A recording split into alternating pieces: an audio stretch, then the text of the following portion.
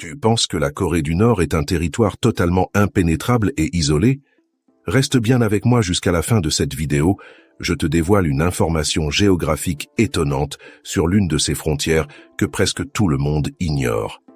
Salut à tous, aujourd'hui on met le cap sur l'Asie de l'Est pour parler de ce pays très mystérieux. Géographiquement, c'est la moitié nord de la péninsule coréenne, bordée par la mer du Japon à l'est et la célèbre mer Jaune à l'ouest. Côté voisin terrestre, elle partage évidemment une frontière ultra sécurisée avec la Corée du Sud au sud, mais aussi une très longue ligne de démarcation avec la Chine au nord. Si tu pouvais y voyager librement, ton point d'arrivée serait sans doute Pyongyang, sa capitale monumentale aux avenues immenses. Sur place, la monnaie officielle est le won nord-coréen, qui est d'ailleurs une devise qu'il est quasiment impossible de sortir du pays en tant que touriste. Pour communiquer, c'est le coréen qui est parlé partout, avec quelques spécificités locales par rapport au sud. Si tu devais appeler tes proches en France, sache que le décalage horaire est de 7 heures d'avance en été et de 8 heures en hiver.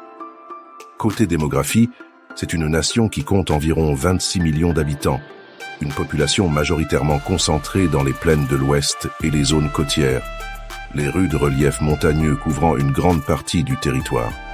Et voici la petite anecdote promise sur sa géographie. Bien qu'on pense systématiquement à la Chine et à la Corée du Sud, la Corée du Nord partage en réalité une minuscule frontière terrestre de seulement 17 km avec la Russie, tout au nord-est du pays.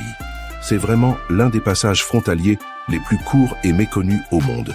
N'oublie pas de liker et de t'abonner pour continuer à explorer de nouvelles destinations géographiques avec moi.